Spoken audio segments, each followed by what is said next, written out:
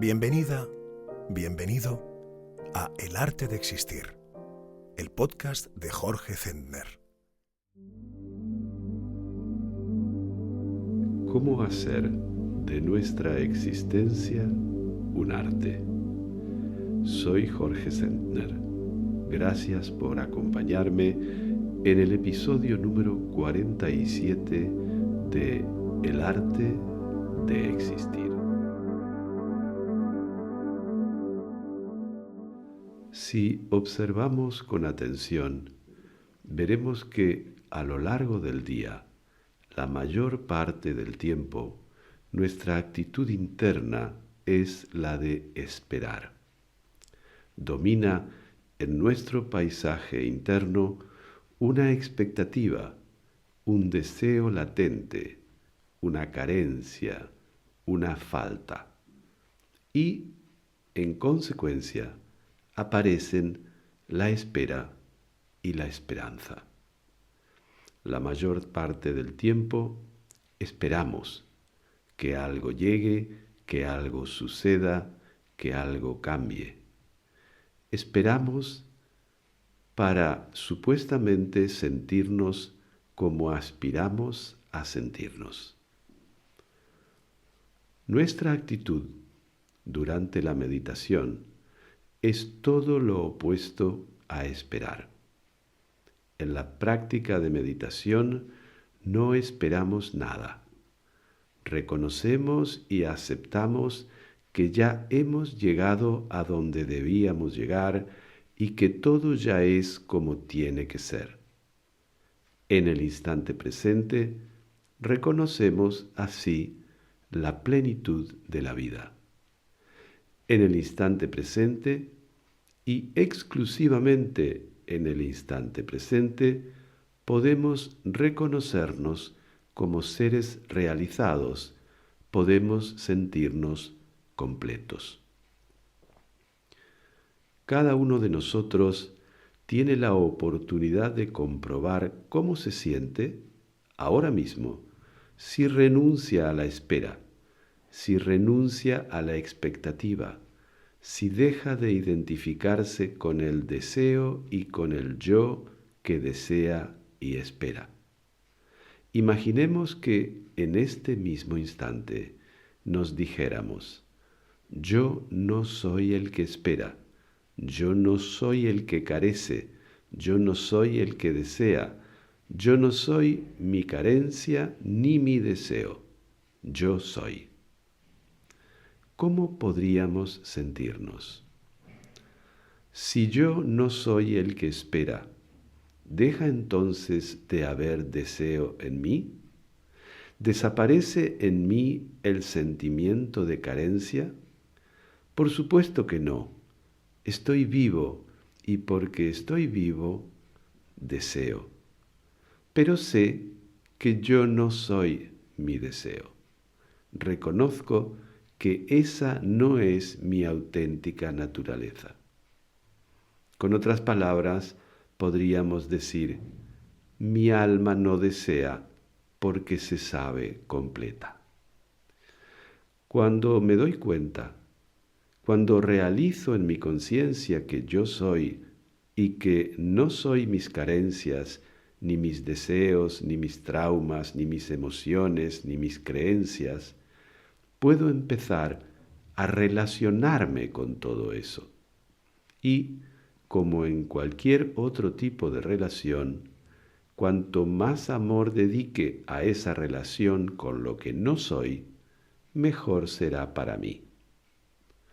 Sentarnos a meditar es sentarnos a no esperar. Sentarnos a meditar es sentarnos a habitar conscientemente este instante. Sentarnos a meditar es sentarnos a cultivar la presencia del ser pleno que somos, la presencia de una conciencia que es vacío y plenitud. A esa conciencia la llamamos la conciencia de yo soy, la conciencia de sabernos ser plenamente aquí y ahora. Cuando renunciamos a la espera, renunciamos al tiempo sucesivo como único tiempo. Cuando renunciamos al tiempo sucesivo, renunciamos a las narrativas que en él se desarrollan. Cuando renunciamos a las narrativas, renunciamos también al yo protagonista de esas historias. Renunciamos a identificarnos con nuestras experiencias pasadas y nuestras expectativas. Se nos vuelve evidente entonces que todo es ahora. Durante la meditación, nuestra quietud, ya sea sentados, de pie o acostados, se asocia a la quietud del instante presente. La quietud del cuerpo nos conecta con el eterno ahora. Desde ese punto de quietud podemos contemplar el movimiento de los fenómenos con que se expresa la vida. La respiración, el latido del corazón, los pensamientos, los deseos, las emociones, las sensaciones corporales. Todo pasa, todo es fugaz, todo es impermanente, todo es un continuo sucederse en el infinito espacio vacío de la conciencia, quieta, silenciosa. Cuando nos sentamos a meditar, permanecemos quietos, silentes, sin esperar. Todo es aquí, todo es ahora. Desde la quietud en el presente, desde la no espera, acogemos sin condiciones, amorosamente, todo lo que la vida nos trae de instante en instante. Tal es la actitud que adoptamos cuando nos disponemos a meditar. Aceptamos el instante presente, así como es. A la vida, en este mismo momento, le decimos sí. La vida, en cada uno de nosotros y a través de cada uno de nosotros, se dice sí. Bebemos así en la fuente de la autoestima, de la confianza, de la fe. Desde esta plena aceptación a la vida, podemos afrontar mejor aquello que la vida nos trae de desagradable, de difícil, de doloroso. Por eso decimos que la meditación es todo lo contrario a una evasión. La práctica nos ayuda a afrontar la vida tal como es, en plena conciencia, con amor.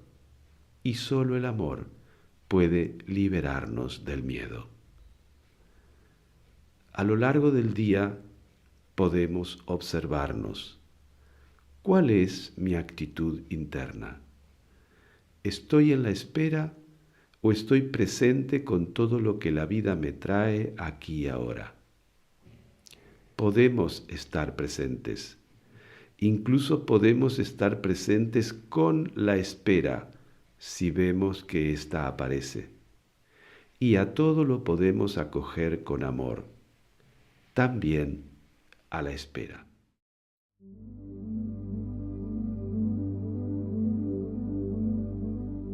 Durante la meditación, al tomar conciencia de nuestra postura, sentados, de pie o acostados, nos damos cuenta de que el planeta Tierra nos brinda soporte y sostén. Entonces, podemos entregarnos, podemos soltarnos, podemos confiar. Al sentirnos sostenidos, es posible para nosotros permanecer sentados, de pie o acostados, sin luchar, sin bregar, sin esforzarnos, confiando, es decir, con fe. No necesitamos pedir ni hacer nada especial para que la tierra nos sostenga.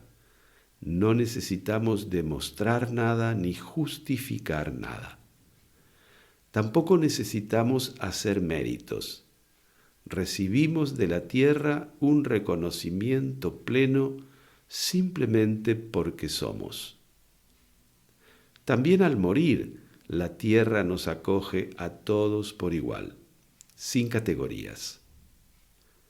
Al tomar conciencia de esta acogida, de esta recepción, de este derecho de pertenencia que nos ha sido concedido, tomamos conciencia también de la ecuanimidad con que la tierra nos acoge a todos, sin discriminar por creencias religiosas, color, edad, cuenta bancaria, etc. A cada uno de nosotros la tierra nos tiene reservado un lugar. Por mucho que nos traslademos, que migremos, que viajemos, por mucho que otros humanos nos expulsen, nos exilien, nos deporten, nos expatríen, la tierra siempre nos ofrece un lugar donde arraigarnos. Es el lugar donde estamos en cada momento, el lugar donde respiramos y donde morimos. Si en vez de llegar la atención a los puntos donde tenemos contacto físico con la tierra, llevamos la atención a nuestro interior, comprobaremos que también en nuestro paisaje interno disponemos de un lugar de acogida del que nadie nos puede deportar o expulsar. Es un lugar que no discrimina, que no nos pone condiciones, que nos acoge con plena ecuanimidad. Tenemos un hogar. Y practicar meditación es volver al hogar.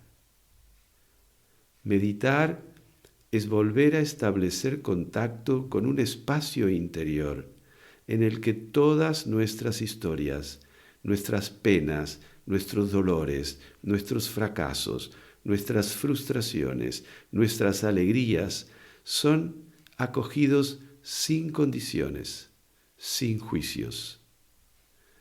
En ese lugar silencioso e infinito, donde reina un también infinito amor, podemos descansar confiados, con fe, en paz. Muchas veces nos agobian conflictos internos. Ciertas emociones nos abruman y bloquean. Ciertas dificultades para estar en el mundo se presentan ante nosotros con altísimas montañas que debemos superar. Nos sentimos incapaces de hacer frente a esos obstáculos de la vida. Es bueno tener en nuestro interior una especie de altar donde depositar esos problemas de la vida, donde entregárselos a ese espacio interior silencioso, quieto, amoroso y eterno. Allí, en ese espacio, los problemas no se resuelven, se disuelven. Si cultivamos la atención a ese espacio interior y afinamos la atención al silencio que allí reina, tarde o temprano empezaremos a oír voces de sabiduría, voces capaces de guiarnos eficazmente por la vida. Son las voces de los maestros que habitan en cada uno de nosotros. Un maestro que sabe cómo cuidar nuestra salud y relacionarnos con nuestro cuerpo físico, cómo relacionarnos con la enfermedad, con la decadencia, con la muerte. Otro maestro que sabe guiarnos para que podamos ganarnos la vida y resolver los problemas materiales, apreciar lo que hay, reconocer la abundancia. Y así, para cada aspecto de la vida que debemos afrontar, en el silencio de nuestro hogar hay un maestro capaz de guiarnos por el camino de la paz, de la plenitud, de la realización. Nos sentamos a meditar para familiarizarnos con los maestros del silencio. Nos sentamos a meditar para entrar en intimidad con nuestros guías. Nos sentamos a meditar porque esos sabios solo se expresan en el instante presente. El instante presente es el tiempo del encuentro con nuestra sabiduría profunda, con nuestros maestros. La atención es el vehículo, el instrumento que nos permite entrar en comunicación con nuestros guías. Por eso practicamos la atención al instante presente. Practicamos ese estado de conciencia que los hindúes llamaron dhyana, los japoneses llamaron zen y nosotros llamamos meditación o atención. Buscamos cobijo, asilo en nuestro hogar. Allí podemos confiar, podemos rendirnos, podemos entregarnos. Allí podemos poner nuestra existencia en manos de nuestros maestros, de nuestros guías.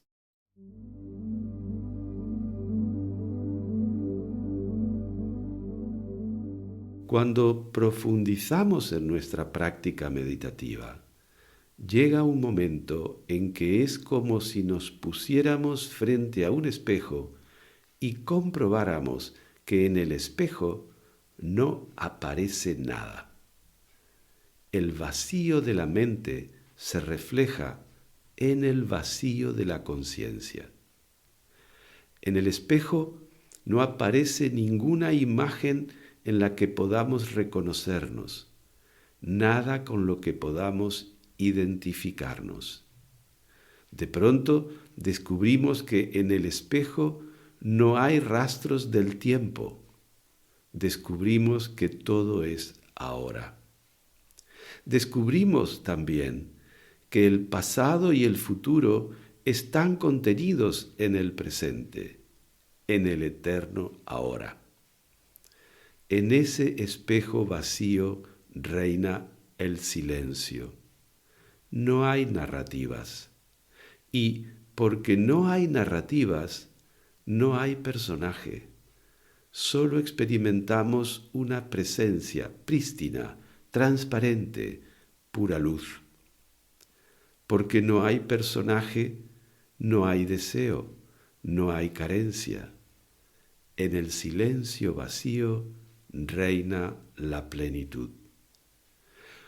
Porque no hay deseo, no hay búsqueda, no hay inquietud, no hay espera, no hay miedo. Reina la paz. Porque no hay tiempo, no hay movimiento. Reina la quietud. Porque en el espejo no hay ningún reflejo, no hay sujeto y objeto. Todo es uno.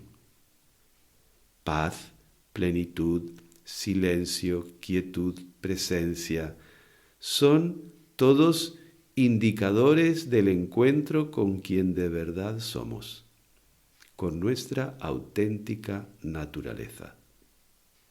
Para entrar en contacto con ella, basta recordar quién somos. Yo soy.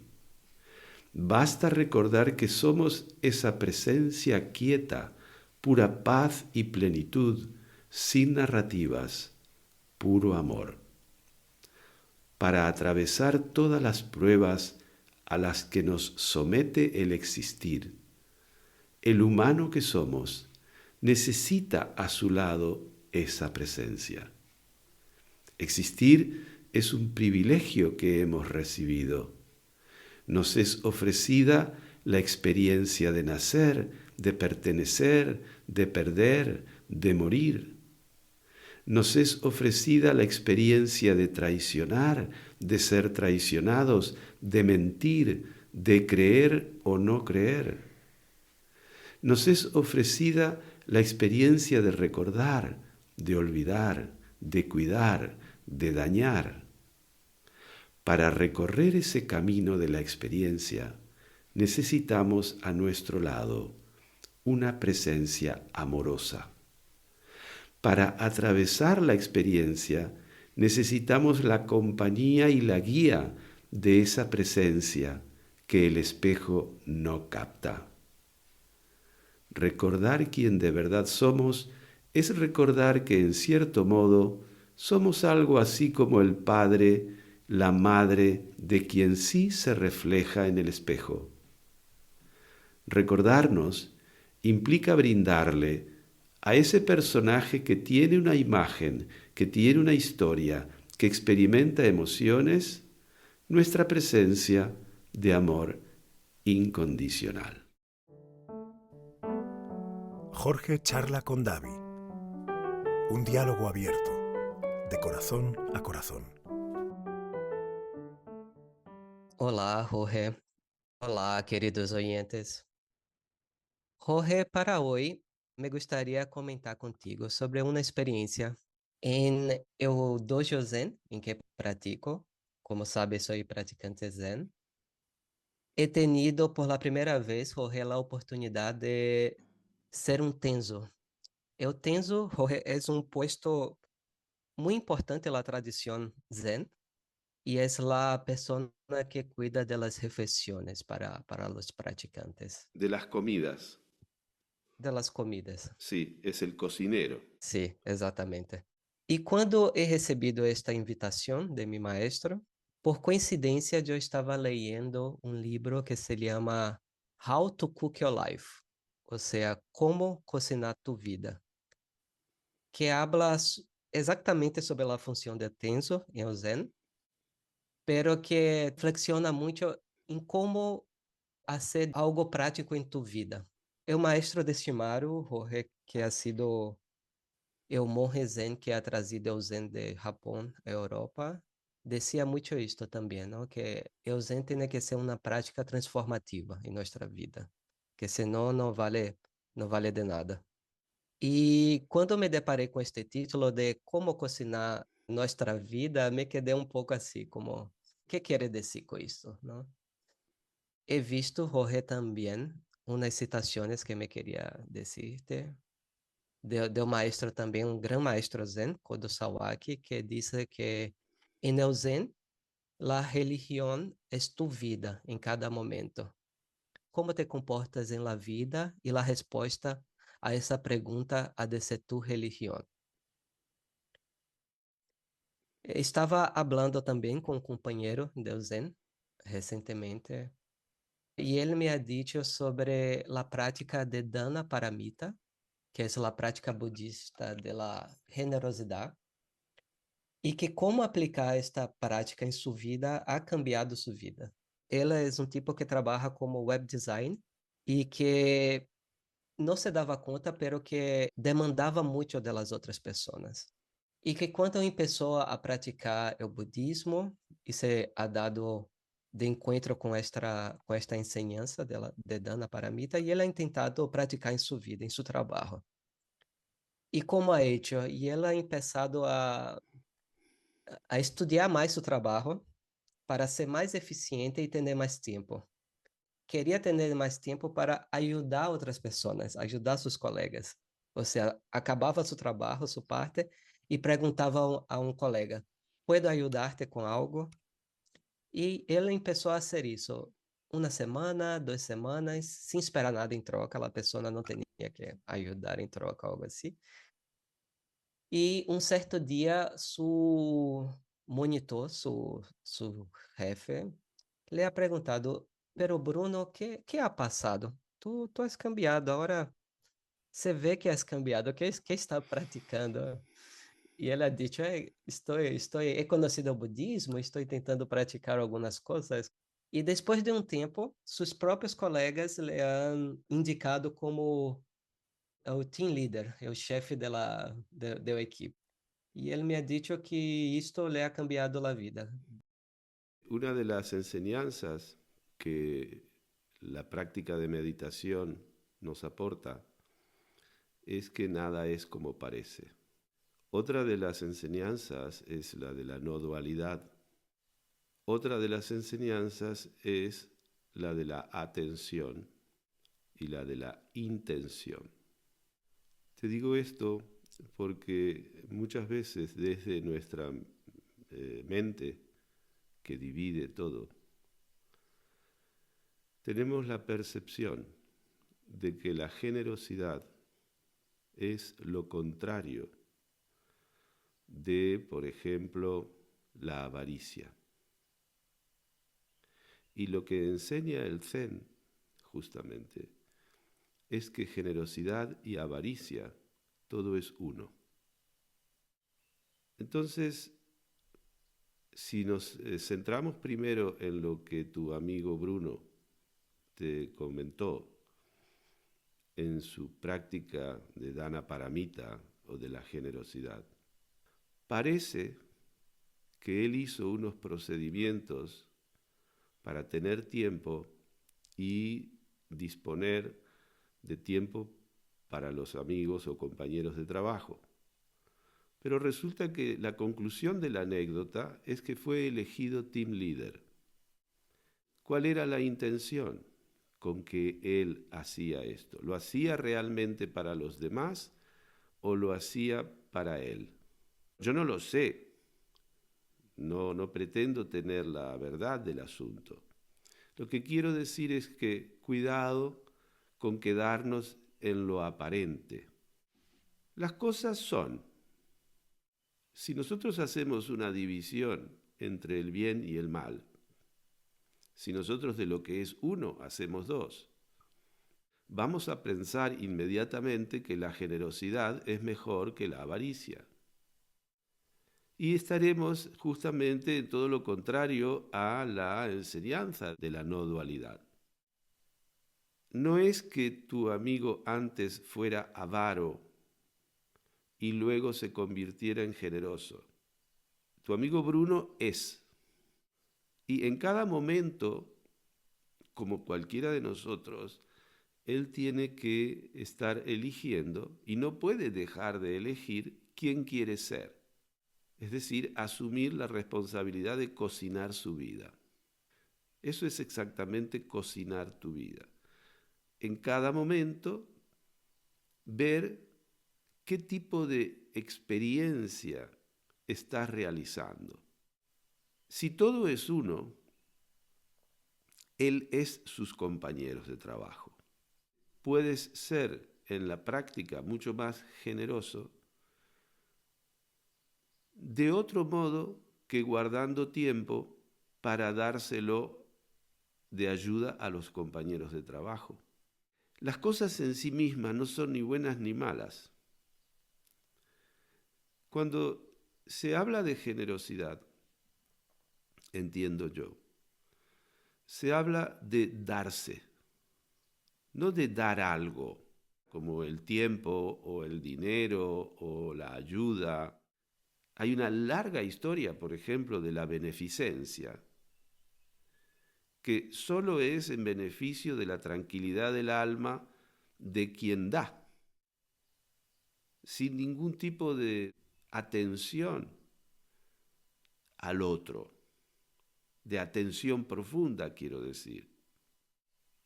Nosotros en el Zen, cuando empezamos a practicar, generalmente es porque no nos sentimos bien, porque estamos buscando mejorar algo en nuestra vida, estamos estresados o estamos desconectados. Hay razones que nos llevan a querer practicar. Y por lo tanto, sin que nosotros lo manifestemos expresamente en nuestra conciencia, vamos a practicar para nosotros mismos, con el objetivo de mejorar algo en mí, de aprender algo, de sentirme mejor, de cambiar algo. Cuando nosotros profundizamos en la práctica, realmente cuando nos entregamos con honestidad a la práctica, ¿qué es lo que descubrimos? Que no practicamos para nosotros mismos. Como dicen en el budismo, la práctica es para todos los seres sintientes o sufrientes. Por eso es tan importante la sangha o la comunidad de meditadores y por eso es tan importante el tenso o cocinero, porque tiene una responsabilidad enorme de poder nutrir el cuerpo de los meditadores. Porque como tú sabes, la práctica de meditación demanda un esfuerzo corporal importante. Y hay que estar en forma, hay que comer bien, hay que descansar bien. Con la profundización de la práctica nos damos cuenta de que no practico para mí. Y esta es una forma de la generosidad, pero sin dividir. Si nosotros lo vemos desde un aspecto más amplio, ¿qué es lo que nosotros podemos dar a todo lo que consideramos que no somos nosotros mismos? Parece que puedo dar lo que me sobra, o puedo dar un diezmo, o puedo dar... Eso existe también en el budismo. Las donaciones, los donativos. Pero mira, desde una perspectiva energética, lo mejor que podemos dar es una calidad energética elevada. Pasa por cuidar el cómo yo estoy vibrando energéticamente. Por ejemplo, qué tipo de pensamientos estoy nutriendo en mi mente, si estoy todo el tiempo criticando, si estoy todo el tiempo enjuiciando. Ahí estoy bajando mi calidad energética y evidentemente no estoy siendo generoso. Yo seré generoso cuando mejor me sienta, porque estaré emanando la mejor energía posible que tiende hacia el amor, evidentemente. El amor, la compasión. Por lo tanto, fíjate, no es tan importante lo que voy a hacer, sino que es muy importante el cómo lo voy a hacer.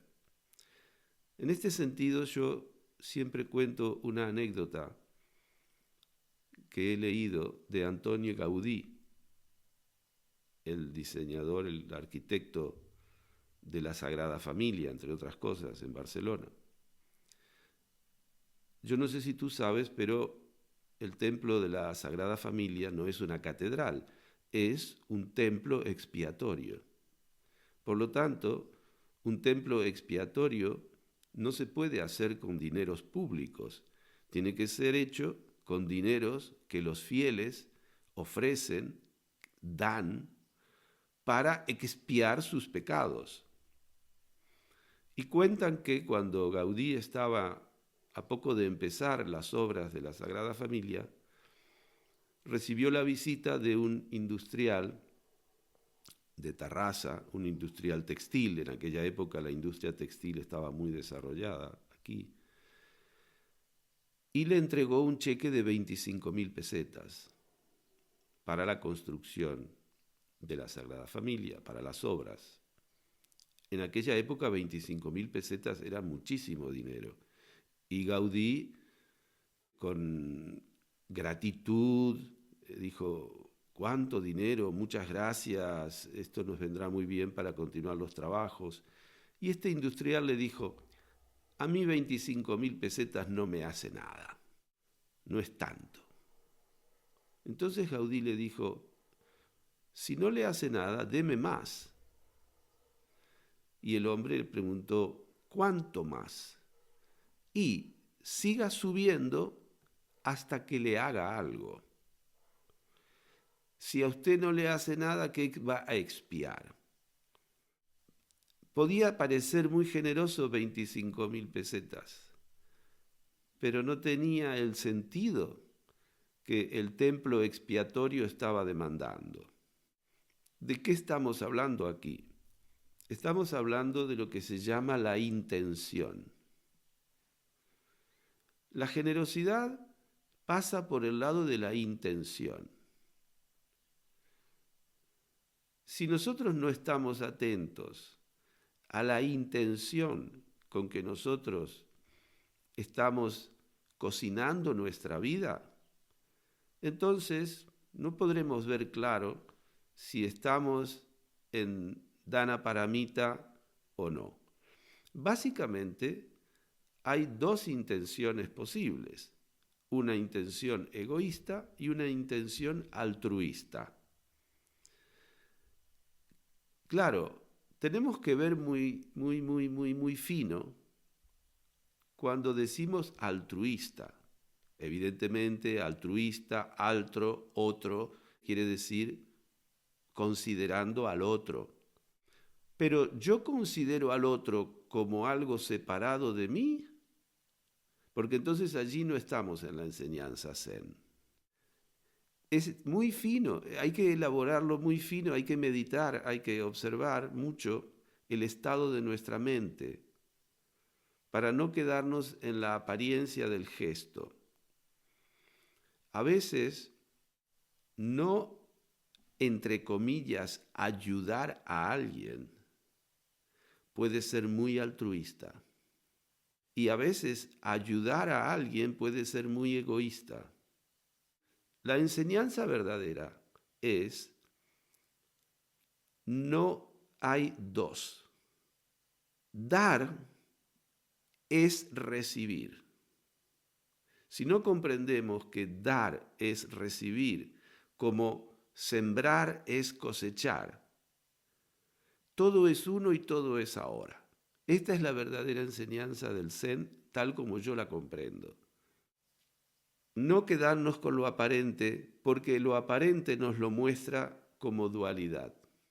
Nuestros ojos físicos y nuestra mente hacen una separación y nos hacen ver que generosidad es lo contrario a la avaricia. No puedes conocer la generosidad si no conoces la avaricia, porque generosidad y avaricia conforman una polaridad. No son dos. Son como en una taza, por ejemplo, para tomar el té, que tienes una parte cóncava y una parte convexa. Y no puedes separar lo cóncavo de lo convexo.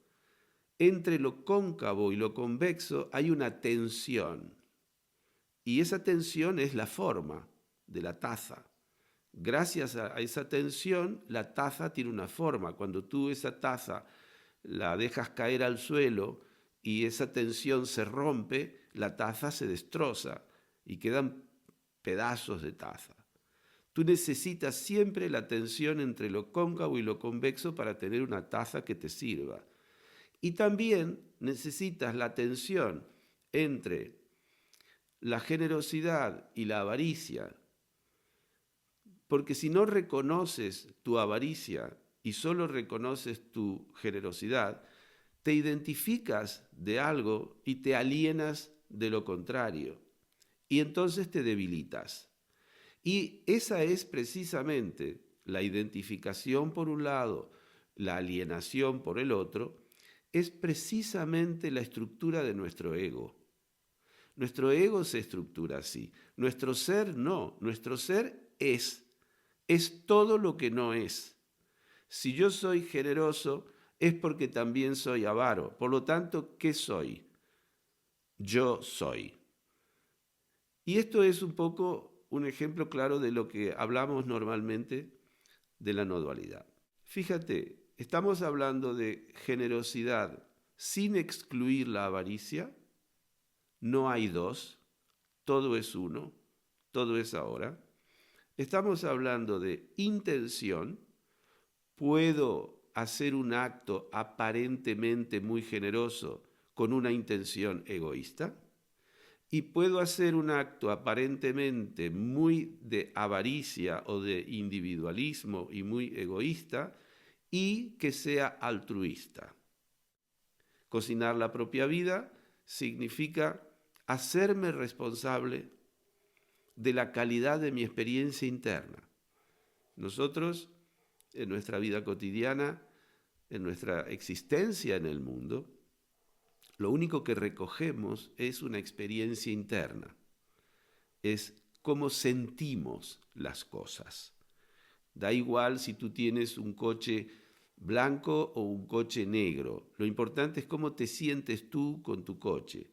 Si tú crees que si lo tienes al coche de un color rojo te vas a sentir distinto, no vas a querer el coche rojo.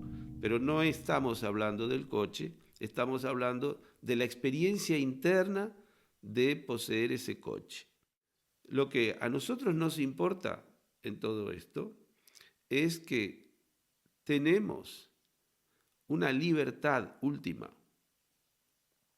de la que no podemos salirnos, la que no podemos evitar, que es la libertad de elegir quién somos en cada momento. Y esto es cocinar la propia vida.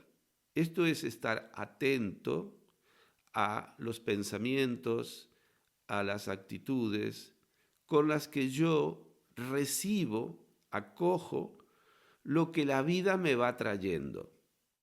Y luego tratar de que esa actitud esté en armonía con todo lo que es. Como tú sabes, el maestro Dogen, que vivió allá por el año 1200, él tiene un libro muy importante, uno de los más importantes sobre el budismo zen, que está dedicado justamente al tenso.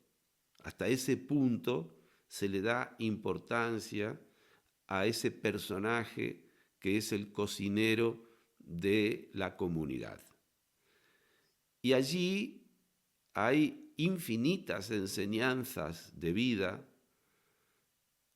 pero todas confluyen básicamente en lo mismo que Zazen, en lo mismo que la práctica sentada, que es atención, que es apertura del corazón, que es estar presente, que es no esperar, no proyectar en el tiempo. Hay toda una infinita cantidad de enseñanzas que, insisto, tienden a que el acto de cocinar para la comunidad sea un acto de presencia.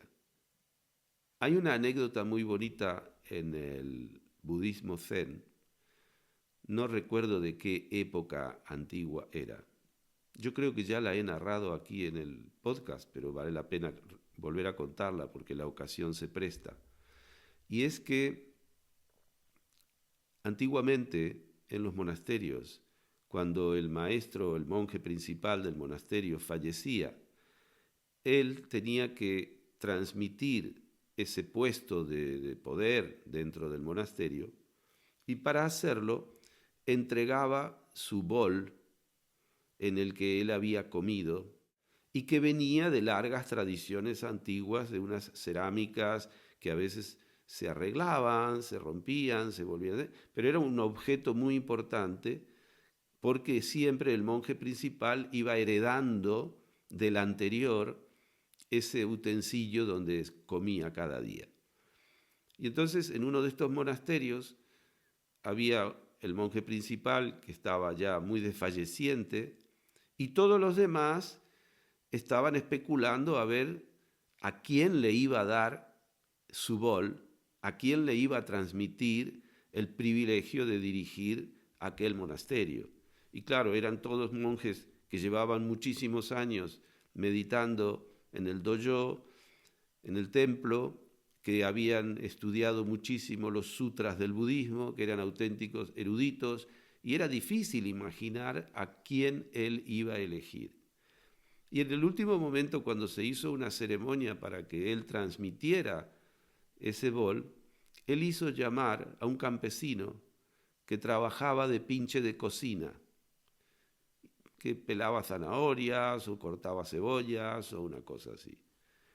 Era analfabeto, nunca había entrado en el templo realmente a meditar. Él solo había entrado por la parte de servicio a la cocina y allí estaba. Y a él le dio el bol. A él le entregó el bol para decepción de todos los demás eruditos que tanto habían meditado. ¿Por qué? Porque este hombre encarnaba mucho mejor que los demás el espíritu del Zen. Él había hecho un servicio y cuando él estaba trabajando en la cocina, solo estaba trabajando en la cocina. Eso es el Zen. Las historias en torno al Tenzo son infinitas y las enseñanzas que vehiculizan estas historias también son infinitas y son muy apasionantes. Y como siempre en el Zen, visitando el terreno de la paradoja, visitando el terreno de lo inesperado, de lo sorprendente, de lo no trillado, y sobre todo tratando de traernos todo el tiempo a una especie de sospecha respecto a lo que es y a cómo nosotros percibimos lo que es. Todas estas enseñanzas acerca de los errores de la percepción, que en cierto modo vienen a querer pinchar el globo de la ilusión en la que nosotros vivimos, del sueño en el que estamos, tienen como último objetivo, evidentemente, el autoconocimiento, es decir, de no equivocarnos a la hora de ver quién somos, porque no se trata solo de cómo yo percibo las cosas en el exterior, es de cómo me percibo a mí, quién creo ser. Que normalmente el problema es que creemos ser lo que percibimos de nosotros. Pero lo que percibimos de nosotros no es nuestra auténtica naturaleza. Y lo que el budismo zen invita a conocer a través de la práctica es justamente nuestra auténtica naturaleza, nuestra esencia, quien de verdad somos. Y esto no tiene una respuesta adjetivable, no tiene una segunda palabra que defina. Es yo soy en última instancia o yo soy la conciencia, yo soy donde está la pregunta y está la respuesta. Yo te agradezco enormemente que hayas compartido con nosotros esta experiencia de practicar la tarea del Tenzo en un retiro. Lo que me gustaría saber es cómo te sentiste en esta primera experiencia a cargo de preparar la comida para la comunidad. Hemos sido un grupo no tan grande, unas 12 personas. Normalmente somos más, 30, 40, pero mismo así ha sido una tarea muy extenuante, que necesita muchísima atención y muchísimo cuidado. Tanto para hacer los cálculos, para que no falte nada, como también para escoger también los pratos más adecuados junto con lo maestro, porque pasa también por él. Y he sentido muchísimo, he reflexionado y he sentido muchísimo en esta práctica, Jorge, esta cosa de Dana Paramita que te he comentado, ¿no? De la generosidad y de la donación, de como muy bien has hablado, Jorge, de cómo el dar y el recibir son lo mismo, ¿no? No hay diferencia entre los dos. Muchas veces recibimos tanto de un maestro como el maestro Coxim del templo de aquí de Bucarest, o también de ti. Siento que recibo tanto que es una gran alegría poder también dar de manera más clara, de esforzarme para hacer que un final de semana de práctica sea posible, que este podcast sea posible, que es una manera de dar en retorno, ¿no? Porque no hay realmente una diferencia.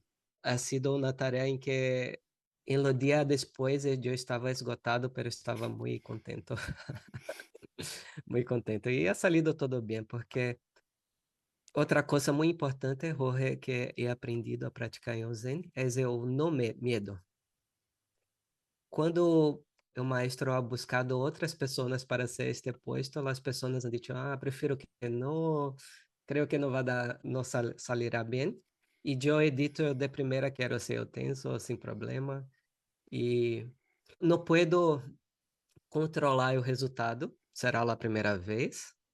No he tenido otra persona para acompañarme, un monje con más experiencia para que me diera las instrucciones, pero que voy a controlar mi esfuerzo para hacer lo mejor posible y que eso será necesario. Entonces no necesito tener ¿Y, hesitación o miedo. y tuviste tiempo para sentarte en zazen o estabas todo el tiempo dedicado a la cocina? He tenido tiempo. Hemos hecho en el periodo del SAMO, del trabajo. Y otra cosa muy interesante, Jorge, es cómo percebimos prácticamente el poder de la sanga en estos momentos en que tienen un desafío como ha sido este. La sanga te ayuda, ¿no? Te levanta junto y dice, vamos juntos que hacemos todo y estará todo bien. Y he Ujú. sentido esto, ¿no? Como a sanga tiene este poder de levarte y ayudarte. Y de Claro, estar juntos como solamente un cuerpo, ¿no? No, no exacto. es solamente tú que estás haciendo esto, estás solamente como responsable, pero tienes todo el apoyo de la sanga y que es Ujú, muy poderosa en ujú. estos momentos. Se ve. Entonces he practicado mucho esta cosa del no miedo, de la donación, de la generosidad, de la alegría de poder estar em serviço e o poder de la sanga. Me gustaría comentar também, Jorge, lo que me ha dicho Bruno. Me pareceu muito interessante porque lo que me ha dicho é que por primeira vez em sua vida ha hecho atos de generosidade sem esperar nada. Ha venido um resultado que não esperava e que ele ansiava hace muito, pero que não almejava naquele momento. Isso me pareceu muito interessante também. Muchas gracias, Davi. Ha sido un gusto muy grande. Yo espero que también para nuestros oyentes esta charla les traiga un poco de luz acerca de Dana Paramita y otros conceptos que hemos abordado. Muchas gracias, Sim, como siempre. Hasta muy muitas pronto. graças. Muchas gracias por escuchar este podcast. Tu presencia completa el sentido de nuestro trabajo en el arte de existir. Un nuevo episodio estará a tu disposición en 15 días. Si lo deseas, tienes la posibilidad de suscribirte a través de Spotify, Apple Podcast o la plataforma de tu preferencia. Te recuerdo que puedes hacernos llegar tus preguntas para la consulta o la sugerencia de temas que consideres de interés al correo electrónico jorgesentner@elartedeexistir.com. Para mantenerte al día de las actividades que propongo, talleres de grupo, retiros de meditación, charlas, publicaciones, etc., no dudes en suscribirte a nuestra newsletter o seguir las redes sociales que figuran en la descripción de este episodio. Hasta muy pronto. Soy Jorge Sentner. Ojalá que este podcast sea una fuente de inspiración en tu propósito de hacer de tu vida un arte, el arte de existir. El arte de existir. Mesa de redacción, Davi Carneiro. Música y edición de sonido, Antonio Mazzei. Imágenes y grafismo, Mariona Cabasa. Producción y coordinación general, Bruno Gargiulo. Locución, quien les habla, Manu Fullola. Dirección y presentación, Jorge Sentner.